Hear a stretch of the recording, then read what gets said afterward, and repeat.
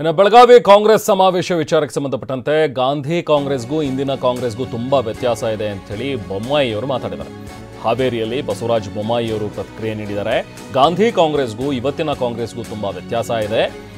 ಅಸಲಿಗೂ ನಕಲಿ ಕಾಂಗ್ರೆಸ್ಗೂ ತುಂಬಾ ವ್ಯತ್ಯಾಸ ಇದೆ. ಗಾಂಧೀಜಿ ತದ್ವಿರುದ್ಧವಾಗಿ ಇವರು ನಡೆದುಕೊಳ್ತಾ ಇದ್ದಾರೆ ಅಂತ ಹೇಳಿ ಮಾತಾಡಿದ್ದಾರೆ. ಅಧಿವೇಶನಕ್ಕೆ ಸರ್ಕಾರದ ಹಣ ಬಳಸ್ತಿರೋದು ಎಷ್ಟು ಸರಿ ಅಂತಲೂ ಕೂಡ ಹಾವೇರಿಯಲ್ಲಿ ಸಂಸದ ಬಸವರಾಜ ಬೊಮ್ಮಾಯಿ ಪ್ರಶ್ನೆ ಮಾಡ್ತಾರೆ.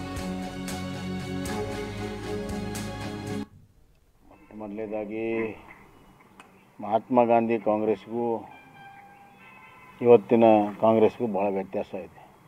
ಅಸಲಿ ಕಾಂಗ್ರೆಸ್ಸು ನಕಲಿ ಕಾಂಗ್ರೆಸ್ಗೆ ಭಾಳ ವ್ಯತ್ಯಾಸ ಇದೆ. ಅದರ ತತ್ವ ಆದರ್ಶಗಳ ತದ್ವಿರುದ್ಧವಾಗಿ ಇವರು ನಡ್ಕೊಳ್ತಾ ಇದ್ದಾರೆ. ಕರ್ನಾಟಕ ರಾಜ್ಯದ ಆಡಳಿತವೇ ಅದಕ್ಕೆ ಸಾಕ್ಷಿ. ಸಂವಿಧಾನದಲ್ಲಿ ನಂಬಿಕೆ ಇಲ್ಲ, ಅಂಬೇಡ್ಕರ್ ಬಗ್ಗೆ ವಿಶ್ವಾಸ ಇಲ್ಲ, ಕಾನೂನು ರೀತಿಯಲ್ಲಿ ಆಡಳಿತ ಇಲ್ಲ. ಕಾನೂನು ಸುವ್ಯವಸ್ಥೆ ಹದಗೆಡದಿಂದ ಹಿಡಿದು ಎಲ್ಲ ಇಲಾಖೆಯಲ್ಲಿ ಎಲ್ಲ ನಿಗಮಗಳಲ್ಲಿ ಇವತ್ತು ಭ್ರಷ್ಟಾಚಾರ ಆಗ್ತಿರುವಂಥದ್ದು ನೋಡ್ತಾ ಇದ್ದೇವೆ.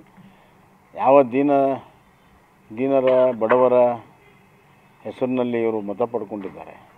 ಅವರಿಗೆ ಒದಗಿಸಿರುವ ಅನುದಾನವನ್ನೇ ಇವತ್ತು ಭ್ರಷ್ಟಾಚಾರದಲ್ಲಿ ಇವತ್ತು ಆ ನಿಗಮಗಳು ಮುಳುಗಿರೋದು ನೋಡಿದ್ರೆ ಇವತ್ತು SC/ST ಸಮುದಾಯಕ್ಕೆ ಇವತ್ತು ಭಾಳ ದೊಡ್ಡ ಅನ್ಯಾಯ ಈ ಸರ್ಕಾರದಿಂದ ಆಗ್ತಾಯಿದೆ.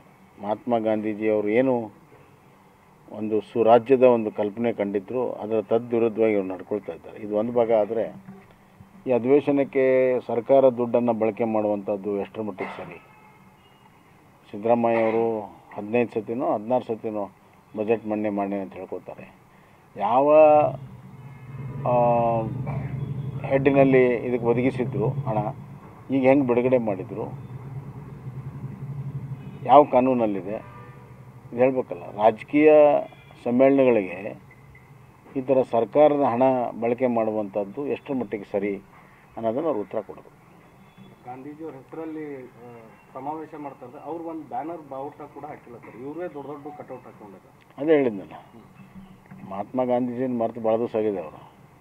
ಈಗ ಮಹಾತ್ಮ ಗಾಂಧೀಜಿನ ಒಂದು ಮುಂದಿಟ್ಟುಕೊಂಡು ತಮ್ಮ ಅಧಿವೇಶನಗಳನ್ನು ಮಾಡ್ಕೊಳ್ತಾ ಇದ್ದಾರೆ. ತಮ್ಮ ಬ್ಯಾನರು, ತಮ್ಮ ಇದು ಇಟ್ಕೊಂಡು ಬ್ಯಾನರ್ಗಳನ್ನು ಮಾಡ್ತಾರೆ. ಅದಕ್ಕೆ ಅಸಲಿ ಮತ್ತು ನಕಲಿ, ಅಸಲಿ ಗಾಂಧಿ ಹೆಸರಿನಲ್ಲಿ ನಕಲಿ ಅಧಿವೇಶನ ನಡೀತಾ ಇದೆ.